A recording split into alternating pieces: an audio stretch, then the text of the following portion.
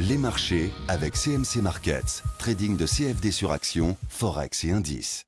Salut, c'est Trado, voilà la vidéo de mise à jour pour l'indice parisien. Alors vous m'excuserez, je la ferai un petit peu rapide aujourd'hui parce que comme vous le savez, ce soir c'est le webinaire mensuel, donc je suis toujours en train de peaufiner les dernières diapositives.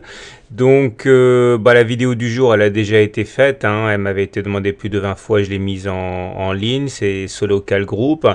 Et donc n'hésitez pas, si vous n'avez rien à faire ce soir de 21h à 22h, je vous invite à participer à cette conférence en ligne complètement gratuite. L'inscription se fait directement sur le blog dans l'onglet Mes webinaires. Voilà. Donc aujourd'hui, le coin des fondamentaux, c'est assez rigolo parce que non seulement c'est mitigé, mais c'est assez contradictoire.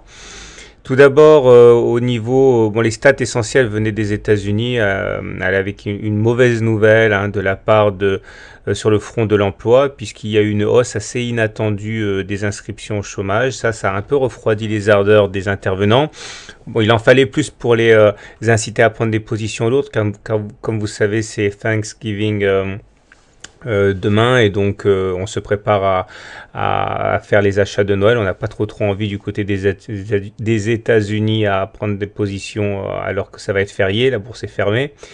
Et deuxième stat, et bien là par contre c'est le contre-pied de la stat qui a été donnée hier, puisque hier une première enquête montrait une détérioration de la confiance du consommateur et aujourd'hui c'est une autre enquête qui montre une amélioration, donc c'est assez difficile à gérer pour les intervenants. Du coup, voilà ce que ça donne sur notre CAC national. Alors, souvenez-vous, faut tout contextualiser parce que sinon on a du mal à suivre le feuilleton, hein.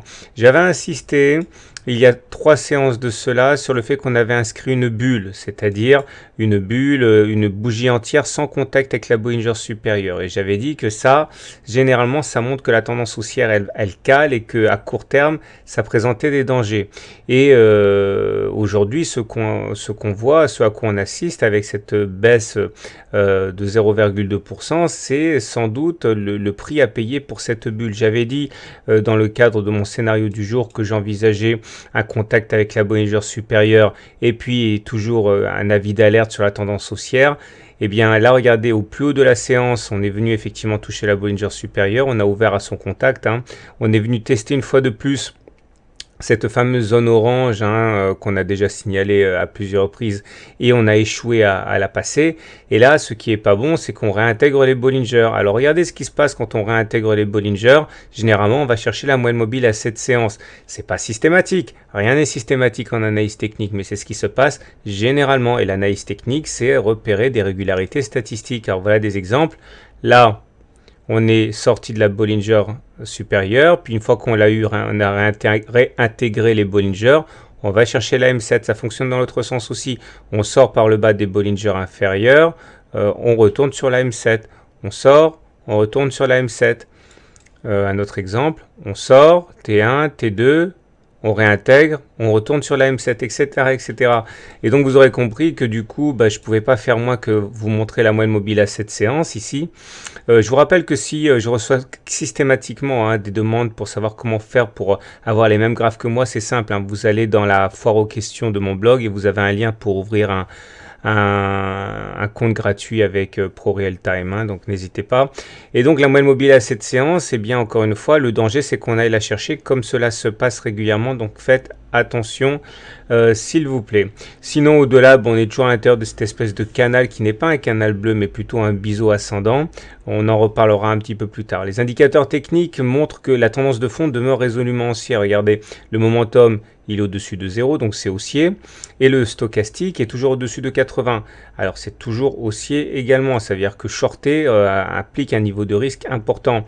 Mais voilà, il y a aussi une divergence baissière sur le momentum et sur le stochastique, puisque sur ces deux indicateurs, comme vous pouvez le voir, on n'a pas fait de plus haut, pendant que sur les cours, on faisait des plus hauts.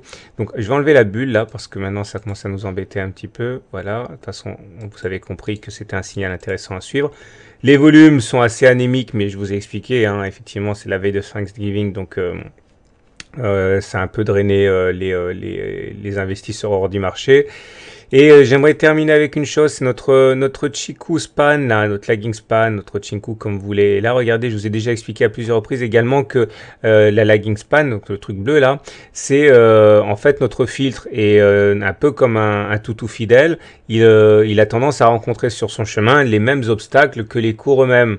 Et bon, je vous renvoie au e-book sur Ishimoku hein, pour comprendre mieux, mais en tout cas, voilà, naturellement, on voit bien que là, on a une double difficulté. On est en train de batailler toujours pour sortir du nuage. Ce qui a été fait du côté du CAC n'a pas encore été réalisé pleinement du côté de la lagging span, hein, puisqu'on n'a eu qu'une seule clôture hors du nuage. Alors, vous savez qu'il en faut 2 pour valider quelque chose. Et puis, non seulement on vient de réintégrer le nuage, mais en plus, on est face à cette difficulté à traverser la même zone hein, de résistance que les cours eux-mêmes. Donc voilà, faites un petit peu attention. On risque d'avoir encore une fois un mouvement de consolidation jusqu'à la M7, on en reparlera, mais c'est ce qui se passe statistiquement. Voilà, je vous remercie, je vous donne rendez-vous, on va encore être beaucoup, j'imagine, ce soir pour le webinaire, la conférence en ligne. Inscrivez-vous, c'est gratuit. Je vous donne rendez-vous vers, allez, 20h45 pour les premiers, et puis ça commencera à 21h comme d'habitude. À tout à l'heure.